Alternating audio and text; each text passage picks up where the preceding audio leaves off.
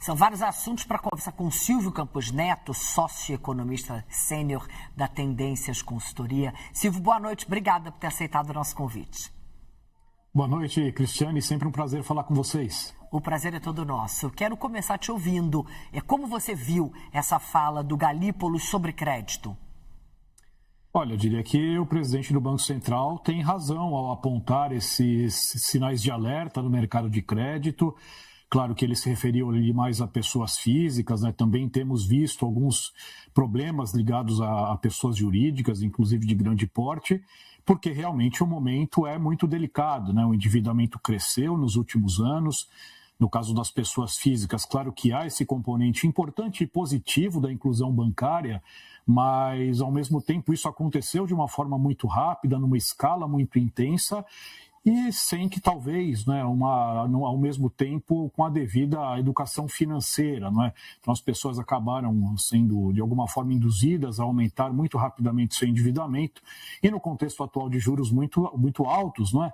Isso acaba virando uma bola de neve, como sabemos, e os resultados estão aí, com aumento de inadimplência, um aumento de comprometimento de renda das famílias, o que inclusive começa a bater já de forma mais clara no próprio consumo e nas perspectivas econômicas. Então é um nó que realmente nós temos e que aí efetivamente a cura, não é, a melhora para isso, infelizmente, é mais do mesmo, né? É o ajuste que nós precisamos fazer, principalmente nas contas públicas, para que as taxas de juros de mercado comecem a cair mais rapidamente e, com isso, tenha algum alívio, né? Tanto para as pessoas físicas, mas também para as empresas.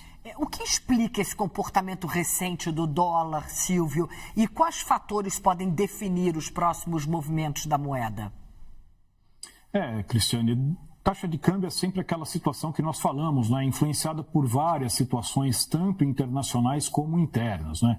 Então, nós passamos agora, nos últimos 2 meses, por algum período de pressão e que veio muito de fora, né? Inclusive, primeiro com a maior aversão ao risco no mundo, conflito mal resolvido e a perspectiva ou o temor de que o Fed nos Estados Unidos suba juros nos próximos meses. Não creio que isso vá acontecer agora na próxima reunião em setembro, mas é um risco que existe, né, até mais para o final do ano. Então o dólar ganhou um certo respiro lá fora e é uma moeda que vinha muito fragilizada nos últimos meses, né? Mas teve essa fonte de recuperação.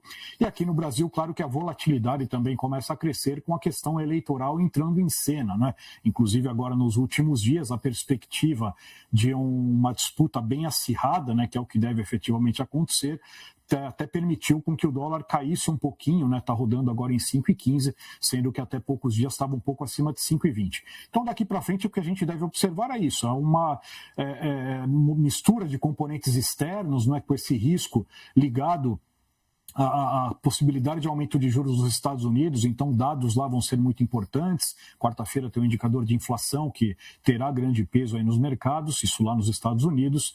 Também a própria questão do conflito, né, gerando esses movimentos de aversão ao risco, efeito no petróleo. E aqui no Brasil o fator eleitoral ganha, né, cada vez mais o espaço, né, na avaliação das mesas, dos analistas, por conta efetivamente dessa perspectiva, né, de ajuste ou não ajuste, que é o que efetivamente todo mundo quer observar a partir aí do final desse ano. Eu vou passar para o Vinícius Torres Freire. Vinícius, por favor.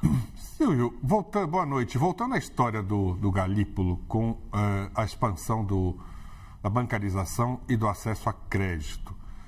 Ele deu números impressionantes, a bancarização foi muito boa, muita gente entrou no mercado, mas junto dessa bancarização veio também o acesso a cartão de crédito e gente recorrendo a financiamento via cartão de crédito, que é letal.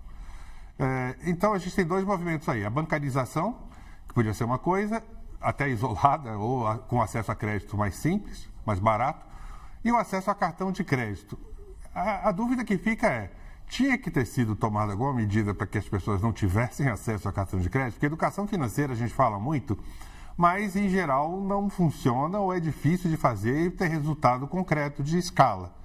E agora, tendo o problema na mão, com um monte de gente rodando dívida no cartão de crédito e endividada, como é que faz para desmanchar isso?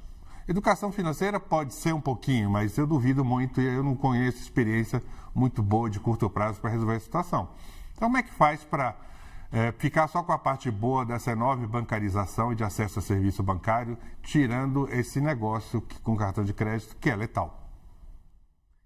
Boa noite, Vinícius. Prazer falar contigo. É um grande desafio, né? Você compatibilizar essas duas coisas, né? Porque, de fato, é importante, é positivo que as pessoas tenham mais acesso, né, a esses mecanismos financeiros.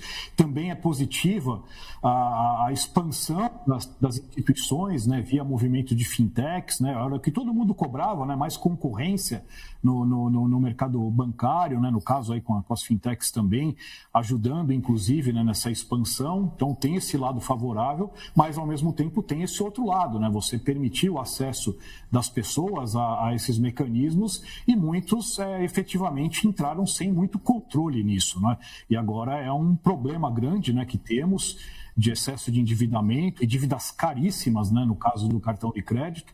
É claro que o governo mesmo tem tomado algumas iniciativas, como a questão do próprio Desenrola, que eventualmente ajuda num primeiro momento, mas eu diria que é uma situação onde as próprias pessoas vão ter que aprender na dor mesmo a lidar melhor com esse instrumento, né? Porque realmente o excesso de endividamento e a inadimplência no cartão de crédito causam um problema enorme, inclusive por conta dessas taxas de juros bastante elevadas, que é uma questão estrutural e que a gente não vai conseguir também tão cedo mudar aí substancialmente esse quadro. Silvio, muito obrigada. É sempre um prazer receber você aqui. Até a próxima. Ótima semana. Eu que agradeço o convite. Até a próxima. Um abraço a todos. Até mais. Obrigada.